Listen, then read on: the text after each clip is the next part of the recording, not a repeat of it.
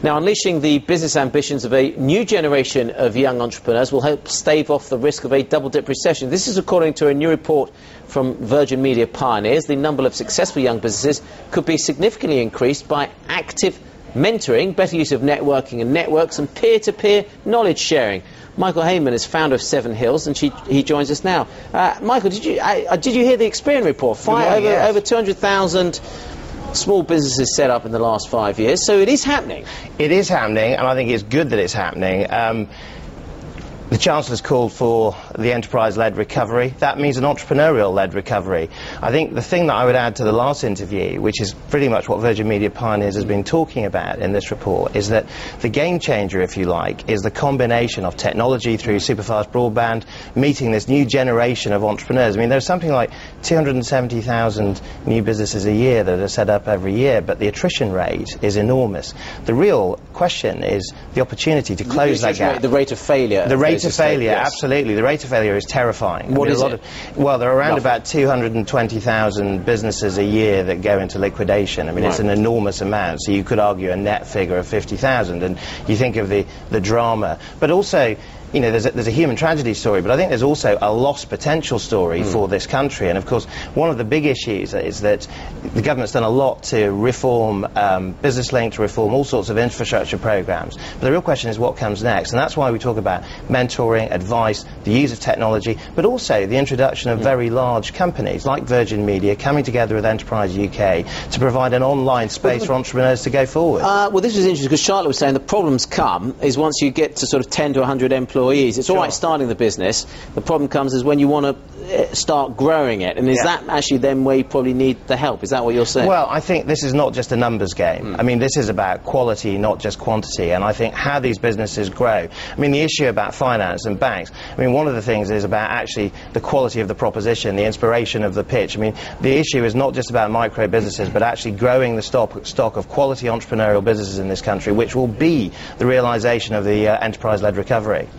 I guess from the financial aspect, one issue that could be addressed is, do banks and lenders know enough about the new technology, the new types of business, the very novelty of it? Do you think you can do, as a large company, can do an educational job on the financial sector to improve the extent to which they can assess the business proposition that these entrepreneurial businesses represent? I think that's a really good question, because the really interesting thing about working on this project is that when you see the pioneers, they come together in this online forum. It's fantastic seeing the innovation, the inspiration, the networking, the bringing together of new ideas. That's what the future looks like. A lot of these entrepreneurs are under 30. They are creating the next Googles, the next Apples, the next Microsoft. I mean, an interesting thing is that recessions tend to turn out more successful companies ultimately than they do failures in terms of the notability of it. I think the banks need to get behind that in terms of supporting them. I think they know that. I think ideas like this are there to champion entrepreneurs and young entrepreneurs as the next generation of hope for this country. What's interesting, I was just reading this, a quarter of young Britons say their dream job would be to run their own business.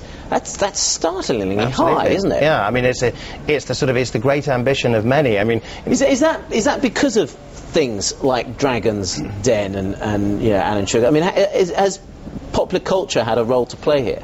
I think entrepreneurs are exciting. I think they quite often they are changing environments. They are the disruptive influencers. That's the title of the report that we're launching today. They disrupt their environments, disrupt their markets, they bring change. To that degree, they are a group of people that people are very inspired by. So I think there's no accident that so many people look at people that own their own business and think, that's what I want to do. But it's a tough path. It's a tough path. It's not one to be taken lightly, but then if there's quality mentoring, quality support, quality advice, quality sort of, if you like... What are you guys offering on that side, exactly? Well, I think the thing about entrepreneurs is quite often it's a solitary journey at the beginning. Actually bringing them together, using technology to share ideas is fantastic. But also, having the right advice at the right time is something that can actually be a real opportunity for entrepreneurs to step up to the next level. And that's what I think this initiative really helps with. And we've interviewed 10 really great entrepreneurs, from Peter Jones and Lord Heseltine right the way through to the founders of Mr. and Mrs. Smith, to give that sense of journey and the lessons that they would have learned on that route. I guess governments will be very comforted to hear that they're not being asked for cash here. But do you think there is a role for the state in assisting this and maybe in getting out of the way, perhaps?